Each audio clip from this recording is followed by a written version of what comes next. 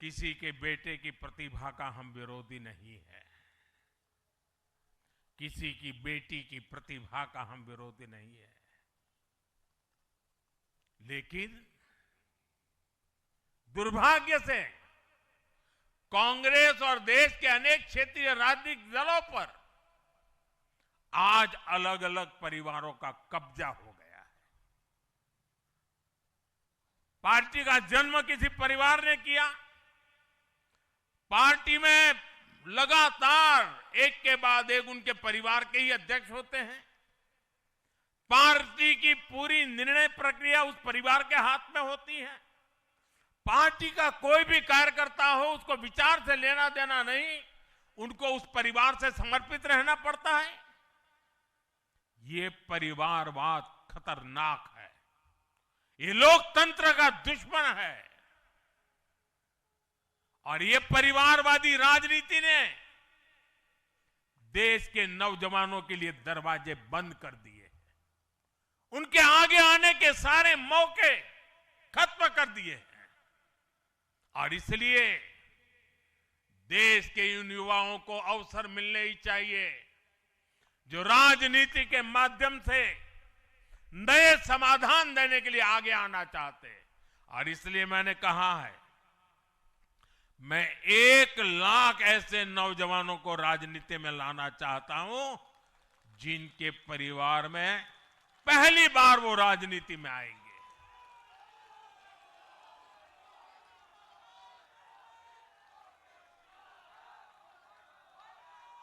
साथियों, अपने इन प्रयासों के बीच हमें हर उस बुराई से दूर रहना है। और ये बात मैं जरा गंभीरता से बताना चाहता हूं।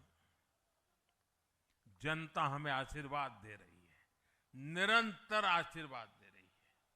हम जो कुछ भी है जनता जनार्दन के आशीर्वाद के कारण है। हम जो कुछ भी हैं मेहनत कश समर्पित कार्यकर्ताओं के परिश्रम के कारण है।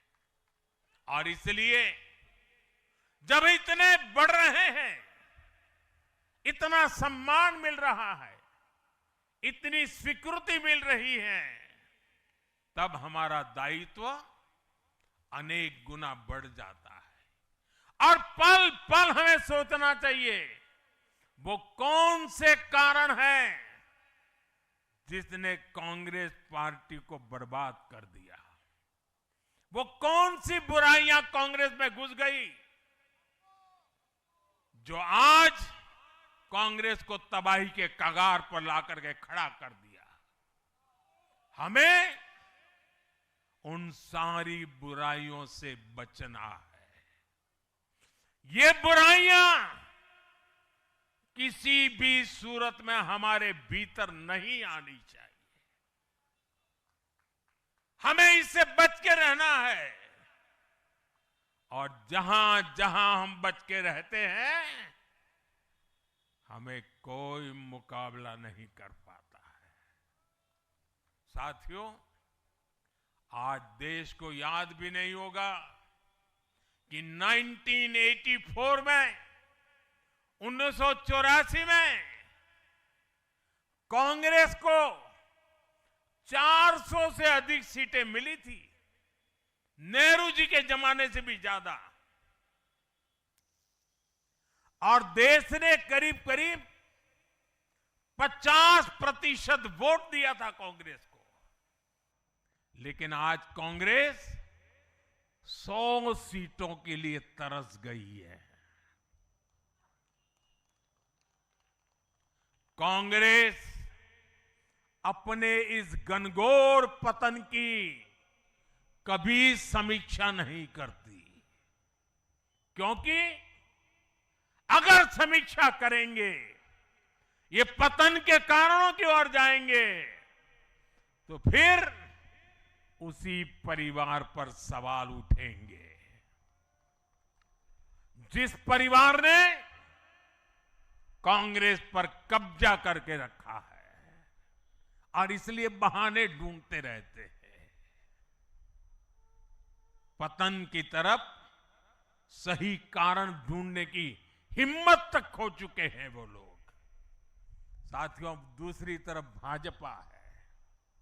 हम हार और जीत के बाद समीक्षा करते हैं। मैं आपको फिर महाराष्ट्र चुनाव का नतीजों का उदाहरण दूंगा। महाराष्ट्र में हम निकाय चुनाव जीतने के बाद जश्न में डूबे नहीं, बल्कि मैं तो अभी पढ़ रहा था कि उसी दिन से हमारे महाराष्ट्र के कार्यकर्ता आने वाले पंचायत के चुनावों की तैयारियों के लिए बैठक शुरू कर दी थी। मुझे याद है 2002 में हमने भव्य विजय प्राप्त किया गुजरात में। चारों तरफ आनंद उत्सव का माहौल था। देश भरिया का मीडिया भी वहां मौजूद था। अर्बन नक्सल तो बड़ी संख्या में आए थे। वो बेचारे मेरे पराजय का जश्न मनाना चाहते थे, तो वो ढूंढ रहे थे सारी चीजें। और मैं एक मीटिंग में बैठा था, तो उनको बड़ा आश्चर्य हुआ कि इतना जलसा चल रहा है और ये कैसा मुख्यमंत्री है जो आज चुनाव नतीजे आए हैं और बैठा है। और मैं क्या कर रहा था, मैं कार्यालय में मीटिंग ले रहा था और मैंने पूछा, अच्छा बताओ भाई इतनी हार क्यों गए?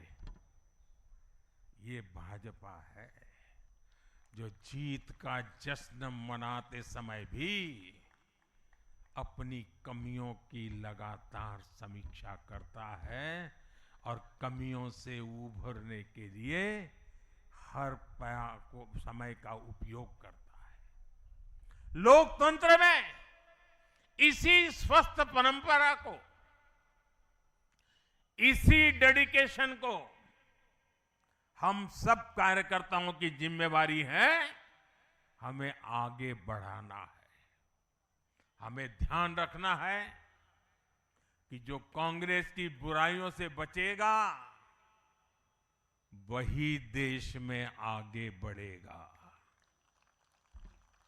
साथियों, आज भाजपा परिवार को अपना नया मुखिया मिला है, ऊर्जावान मुखिया मिला है, अनुभवी मुखिया मिला है और भाजपा परिवार की हमारी ताकत हर कार्यकर्ता का परिश्रम है, उसकी सामूहिक चेतना है।